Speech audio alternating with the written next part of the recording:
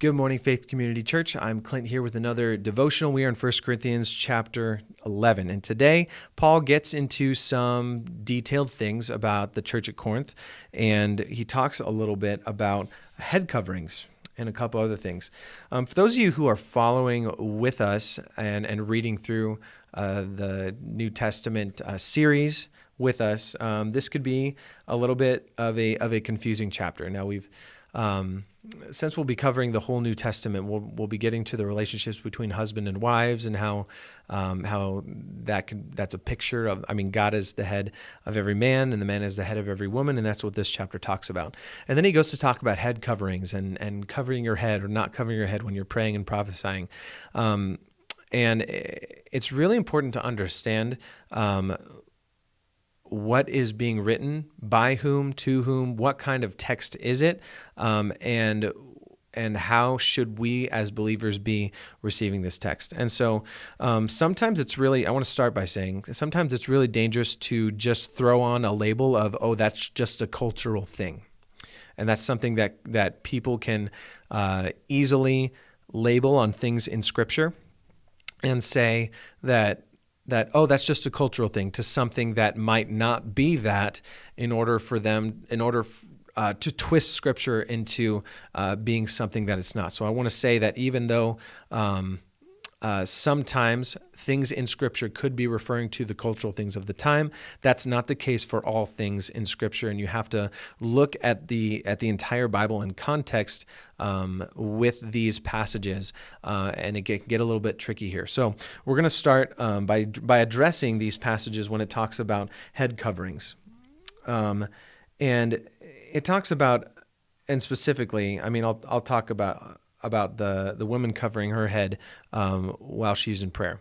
Now, culturally, back then, a prostitute would have had her head shaved and been marked as a prostitute and having that lifestyle. Or the feministic group in the Roman Empire at the time, they would have shaved their heads to look like a man, and they would have wanted to have been treated like a man at the time as well. And so it's not necessarily just that, it's also they would have abandoned their husbands, not taken care of their children, gone and lived with other men. That was the affiliation and the culture of a woman with a shaved head in this time. Not necessarily the same thing today. But what Paul is saying about head coverings and things is, back then, that's the affiliation, that's the culture. Having a shaved head as a woman would have been shameful.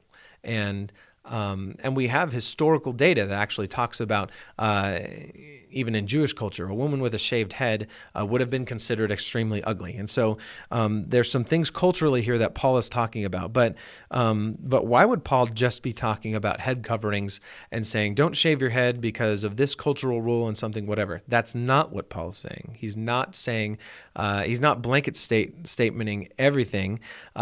He's addressing something here that is deeper than just head coverings. What he's addressing here is rebelliousness against God. And so the Corinthian church, it would make sense that some people in this church might have been influenced by the feminist movement of shaving your head and wanting to be treated as a man. And we have equality today, and that's fantastic. It's great. But that's not an issue of rebelliousness against God. This right here, what he's talking about is it's rebelling against God to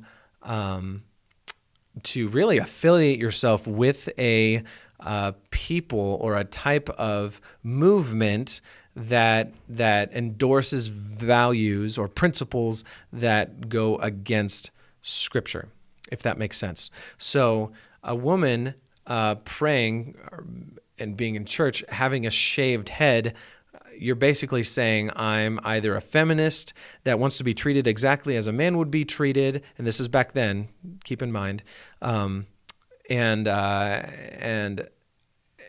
I want to be rebellious against God, but on Sundays I'll worship the Lord. I'll do what I'm supposed to be doing, but you can't really hide a shaved head. Head covering, but So what it's saying is a head covering back then, I mean, that was what symbolized man being the head of the household and being biblically submissive to the husband, and so this was symbolism in the culture of the time. And so what Paul is saying is that you should not be affiliating yourself or endorsing a movement that goes against God and Scripture. And I mean, appearance is a thing where because he says here that if you're going to not have a head covering back then, you might as well just shave your head, and you want to endorse the movement, you might as well just go all the way. But it's shameful to do that, so wear a head covering. Again, this does not mean women wear head covering everywhere that you go, okay? Now, this instance here, Paul is addressing this culture of the time here because what they are doing here is acting in rebelliousness against God. And so what he's saying is, don't be rebellious. Don't affiliate yourself with being rebellious against God. And if you have questions about this passage, because it is a tricky passage, feel free to comment, feel free to send us a message. I would love to talk to you about it more. But hopefully that gives a little bit of insight here.